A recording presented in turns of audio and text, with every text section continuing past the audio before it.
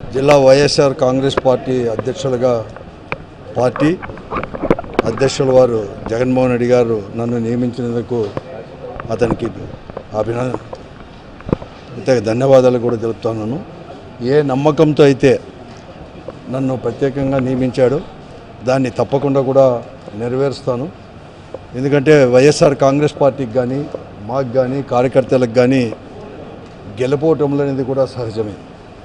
గెలిచినప్పుడు విర్రవీగేది కాదు, లేకుంటే ఓడిపోయినప్పుడు కానీ అధికారం లేనప్పుడు కూడా లేకుండా కూడా కాదు, అంతా కూడా సమానంగా తీసుకొని కూడా ఒక బాధ్యత ఇది పార్టీ కార్యకర్తల నుంచి మా వరకు కూడా ఒక బాధ్యతగా తీసుకొని తప్పకుండా కూడా పనిచేస్తాం.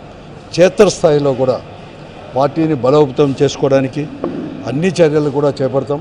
అందరినీ కూడా నాయకుని దగ్గర నుంచి కార్యకర్త వరకు కూడా ప్రతి ఒక్కరిని కూడా కలుపుకొని గతంలో ఏదైతే మా ఓటమికి కొన్ని కారణాలు ఉంటాయో అవన్నీ కూడా అందరితో కూడా సమీక్షించుకొని అవన్నీ కూడా సరి చేసుకొని ముందుకు కూడా పార్టీ కూడా ముందుకు కూడా పోతుంది.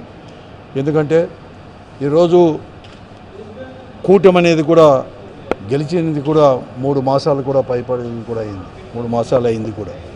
ఈ 3 మాసాల్లో ఏదైతే వాగ్దానాలు చేశారో చంద్రబాబు నాయుడు గారికి ఉండే కూటమి యొక్క ప్రభుత్వం ఏదైతే చేశారో ఒక వాగ్దాన్ని పెన్షన్ ఇచ్చేది తప్ప ఏ వాగ్దానాన్ని కూడా ఇంతవరకు కూడా నెరవేర్చలేదు కూడా.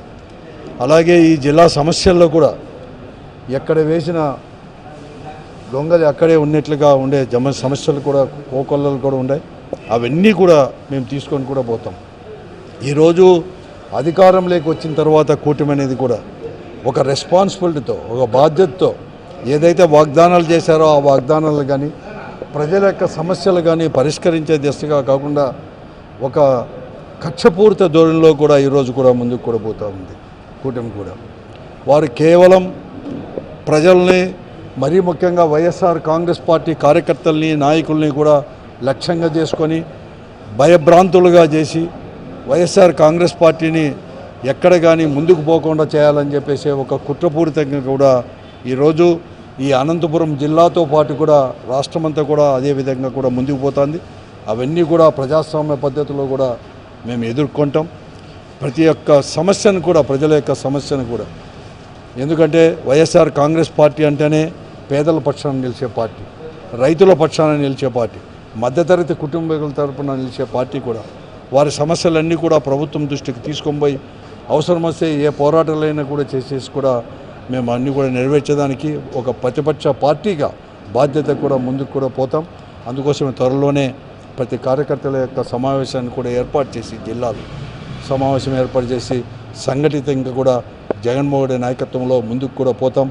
ఈరోజు ఈ రాష్ట్రంలో ప్రభుత్వం కక్షపూర్త ధోరణిని కూడా ఇవన్నీ కూడా ప్రత్యేకంగా ఎదుర్కొంటాం. నేను ఒకటే ప్రతి కార్యకర్తకు నాయకుని కూడా మనం చేసేది అందరు కూడా ఐకమత్యంగా కూడా తీసుకొని ఈ ప్రభుత్వం పైన పోరాడేదే కాదు, మన పైన వచ్చినా కూడా చేస్తే తప్పకుండా కూడా ప్రజాస్వామ్య పద్ధతిలో పోరాడి తగిన బుద్ధి కూడా చెప్తానని చెప్పేసి తెలియజేస్తున్నాను.